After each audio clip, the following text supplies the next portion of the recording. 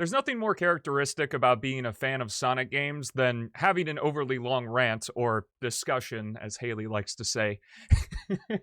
There's nothing more indicative of having an overly long rant about the physics mechanics of a lot of the Sonic games. What started as a mere shill for PO6 speedrunning eventually evolved into a giant discussion about not only mechanics in PO6, how they're going to be changing in last release, but also just in general mechanics about the series, like rings giving you more speed, having a bigger incentive to collect those, among other things like spin dash versus boost and stuff like that. So let's go ahead and jump into it. PO6 speedrunning is so dormant that no one's doing like time comparisons for strats or anything. Just whatever feels the fastest right now. I would love for more people to get into PO6 speedrunning. It'd be really fun. And now's a great time, because while there will be changes to the characters for last release, like you could get a lot of practice right now and start off last release running. PO6 is also a really good introductory game. You don't have to worry about lives. You just go from stage to stage. You have Silver as a great introductory character. All the runs are pretty short right now. They'll all probably double in length, I would think, with the bosses. It really depends on if Chaos allows us to just like hit them whenever the opportunity arises, or if we're gonna have to wait. If they're gonna have like invulnerability frames. Gemless and Shadow might be a little bit cooked,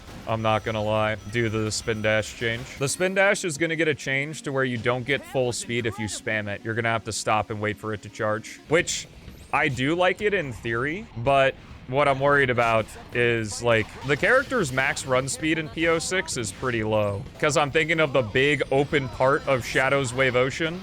And it's like, what, are we gonna do one spin dash and then just like run the rest of that? I just don't know how significant of a change it's gonna be. Even though I do think that the max run speed of every character in PO6 is pretty low comparatively to other games in the series, that doesn't mean I don't like it, because every character in PO6 has some sort of action that they can use to go faster. Tails has his flight, Omega can hover, Sonic and Shadow can spin dash and jump dash, Blaze can use her fire claw, Silver can teleport dash, etc, etc. So it's not necessarily a bad thing. I actually think it's pretty nice, because you just have more control over the character, whether you want to run at a lower speed or go at a higher speed by using the character actions, kind of like Sonic 1, where you had the speed cap with the run speed, but if you rolled in the right places, you could go pretty fast. I like the idea and concept, because probably my favorite 3D spin dash is a weird one. It's Shadow 05's, because it's like the most translated spin dash from the classic games into 3D,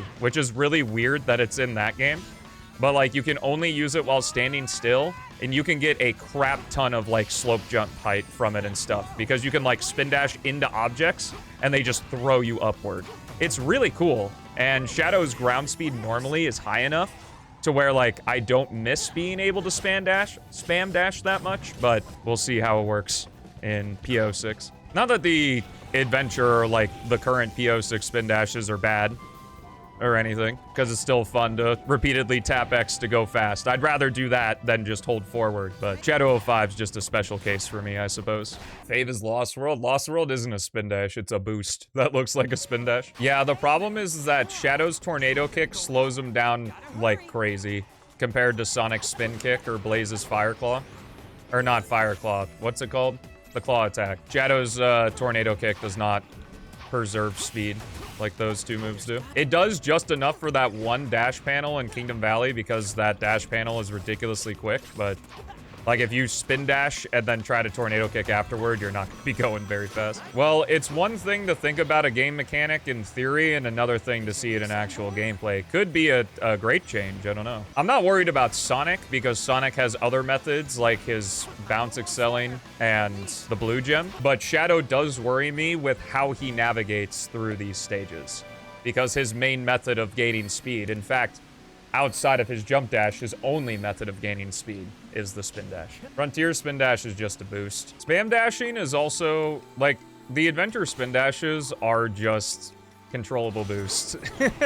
More controllable boost, rather. But it makes the neurons fire better, because you're constantly tapping a button rather than holding it. I think in a lot of Sonic games, especially modern ones, more inputs equals more fun. Such is the case for like Shadow Gen Sunset Heights Act 2. You're using so many inputs. I don't know if like boost mode translates super well into 3D. There's a mod for Sonic Roboblast 2. I don't remember if Pariah 695 cool guy. Check him out. Got it custom made for him, or if it was just a mod that already existed. But if you like Sonic Roboblast 2, you can try that with boost mode. Literally, it's a direct translation of boost mode from the advanced games. I definitely prefer in 3D if they go the route of the more rings you have, the higher top speed you can have. Like Unleash attempts to do, but it has a boost button, so you don't really notice the difference. I'm pretty sure the rings at Unleashed, I could be wrong, but I'm pretty sure the rings at Unleashed only affect your acceleration, just like the speed stat only affects your acceleration, so it's literally useless because you have a boost button. Favorite 2D spin dash?